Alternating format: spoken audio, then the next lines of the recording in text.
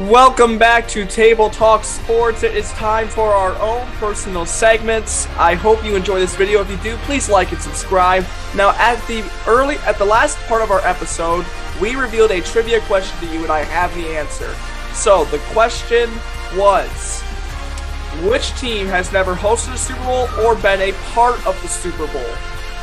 Most of you would have thought Jacksonville, but you are incorrect. Big Play Nate, what is the answer to the trivia question? So, the only NFL city to have never hosted the Super Bowl or had its team play in it is not Jacksonville, not Houston, not Detroit, but Cleveland, Ohio, Cleveland Browns. Hopefully that changes. I think Cleveland should honestly be in a Super Bowl very soon. But let's move on to our top 10 rankings. And this took me a while to think of, but I decided on, hey, it's basketball season. A lot of people have debates on who the greatest basketball player is, whether it's Michael Jordan, Wilt Chamberlain, Larry Bird, Magic Johnson. But we never go into individual positions. Who was the best at center? Who was the best point guard? And I'm going to pick one of those positions, and I'm going to pick the floor leader, the floor commander. I'm going to list out my top 10 point guards in NBA history. So at number 10, he's played for many teams over his career and has been a leader in all of them. He's gone to the playoffs many times. He's led the league in steals and assists many times. He deserves to be on this list, and he should win an NBA Finals soon. The point guard currently for the Phoenix Suns, number 10, Chris Paul. Number 9, all I have to say for this guy, if you know who it is, he's the greatest three-point shooter ever. Our number 9 point guard is Stephen Curry for the Golden State Warriors. Number 8, this guy was an insanely good defender. He's the only point guard to ever win Defensive Player of the Year. That record stood until Jrue Holiday. This guy covered Michael Jordan insanely good and even trash-talked him off the court. Number 8, Gary Payton is the number 8 point guard. Number 7, he was a leader of the Bad Boy Pistons through the 90s. Yeah. He was the ideal point guard leader for blue-collar Detroit. Won some NBA Finals with them. Number 7, Isaiah Thomas. It's my boy Thomas. Number 6, this guy made average players become NBA All-Stars. One of the best passers the game has ever seen, and is now the head coach of the Dallas Mavericks. Our number 6 point guard is Jason Kidd. This next guy is probably one of my favorite players of all time. He was loose. He was crazy good at three-point shooting, passing, and ball handling. Everything you need to be a point guard. He's now the coach of the Brooklyn Nets. Our number 5 point guard, Steve Nash. Number 4, he was the first great point guard, putting on a wizardry of moves, of leading the Celtics to many NBA titles in the 60s with Red Auerbach and Bill Russell. Our number 4 point guard is Bob Cousy. Number 3, let's just say Gunslinger likes to poke fun at this guy, but that does not deny how good of a point guard he was. Despite being only 6 feet tall, he leads the NBA in assists and steals of all time, and was a great pair in the pick and roll with Karl Malone. Our number 3 point guard is John Stockton.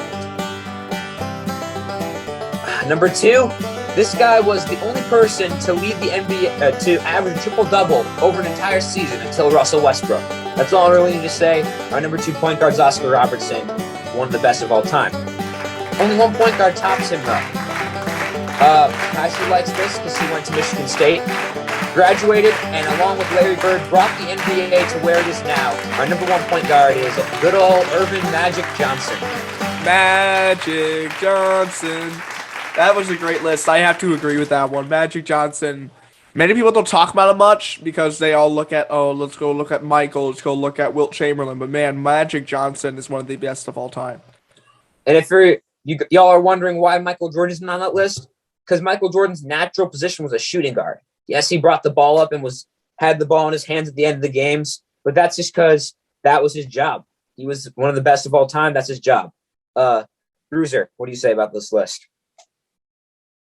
I agree with this list besides one thing. I think that Stephen Curry and John Stockton should switch places.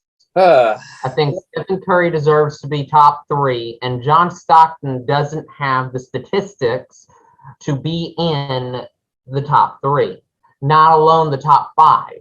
Stephen Curry, I think, is in the top 3, possibly the top 2. He is not yet better than Magic Johnson just yet, but he, in my eyes, will become better soon.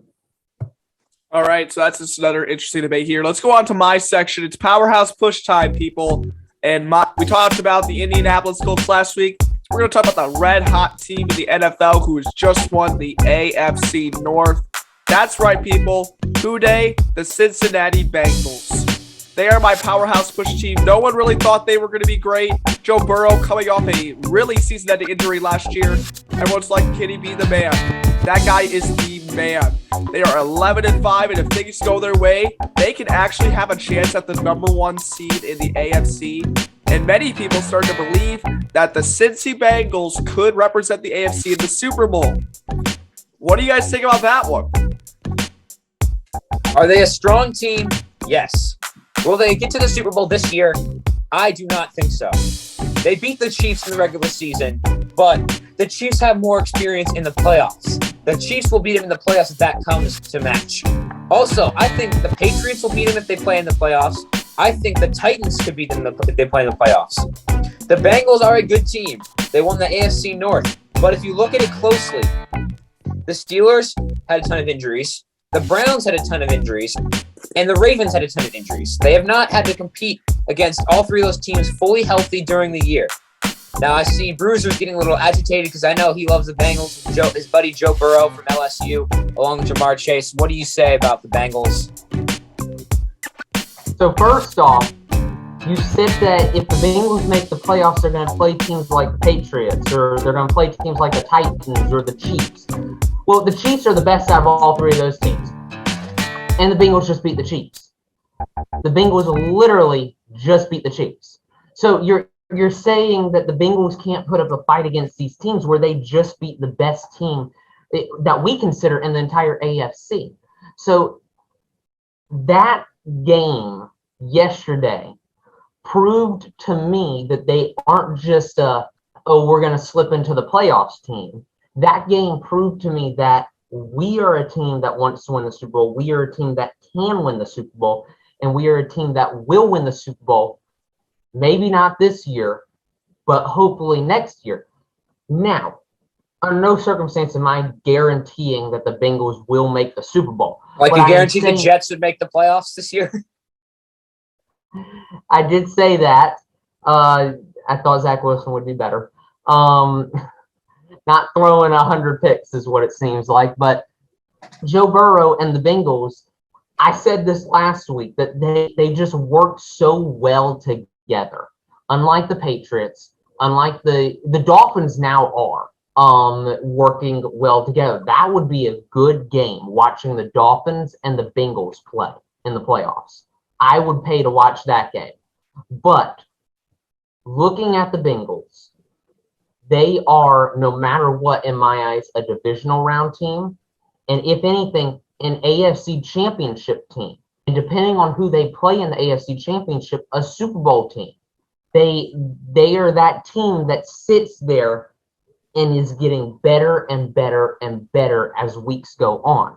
And you were saying that the Patriots, the Titans, the Chiefs, and all that are the teams that they have to beat. But they just beat the Chiefs, as I said. The Patriots, the Bengals have a better offense than the Patriots have ever went against. And the Titans, the Bengals have a fantastic run defense that can shut down Derrick Henry. And then what else do the Titans have? Nothing. So all these teams that pose threats to the Bengals have solutions for them each and every time. I'm going to make a point on this. No, I'm going to make a point on this. Derrick Henry's been out for the rest of the year, and the Titans are the number 1 seed in the AFC still. What happens if Henry's healthy enough to come back for the playoffs? I do not think the Bengals have a good enough defense to stop Derrick Henry, nor do I think that their offense is good enough to beat the juggernaut run by Bill Belichick and the Patriots. The playoffs are all about individual matchups. Gunslinger, I know you're a numbers guy. Do you agree with Bruiser? Who have the Titans played since they lost Derrick Henry? they haven't played a tough team since they lost Derrick Henry. So you can't rate that Derrick Henry doesn't mean anything to the Titans when they've just went easy since Derrick Henry's been out. They've played just to run through. They've played San Francisco, who has a terrific defense. They've played New England, and they've played New Orleans. They've played the Rams. They've played the Colts and the Chiefs and the Bills. They have a tough schedule. They have lost half those games. And the games that they won, San Francisco, first off, doesn't have that great of a defense. Their defense has been injured a lot this season. They have a great defense on the books, but injured-wise, they don't. So all these teams that they play all have easy things, and yet they still lose some of the games. So I'll go ahead and shut up now. I can go all day about the Bengals possibly being good, but we'll go ahead and let Gunslinger talk about the Bengals. Cue piano music. Yes. Before we cue the piano music, though, I have a breaking news update about a story that really hasn't been told a lot, but it's going to be an exciting one. This Sunday, I'm getting word, thanks to ESPN, that Klay Thompson is expected to make his first debut game after that 2-year absence with the injury. So that's a quick breaking news update. Anyone want to have one quick thought on that before we move on to Don't Expect Greatness? Klay Thompson, fantastic player. We've missed him the 2 years that he hasn't played, and we hope him a good return. We enjoy watching him. We enjoy seeing him play. He's a fantastic player, as I said, and we hope that he succeeds. So here you go. Cue the piano music now because we accidentally did it before, but here you go. Don't expect greatness from our man, Gunslinger. Okay, yes, it's finally time for my turn after that heated debate between two people who just seem to not give up on their points. Regardless, I'm going to go and I'm going to move on to my segment, which is Don't Expect Greatness. Pretty much in this segment, I'm going to bring up a player who I believe doesn't get enough love from the NFL or from fans, and I'm going to bring them up and I'm going to tell you their numbers, tell you their stats, tell you what they meant to their team, and we'll see if you agree with me. So the player this week that I'm going to choose is somebody who is, in my opinion, very underrated because of his lackluster stats at the position he is actually named of. Devin Hester from the Chicago Bears. He spent his many years, over 12 years on the Bears, and his wide receiver stats are underwhelming. He has not been the most incredible receiver, not the most touchdowns. He didn't catch many passes.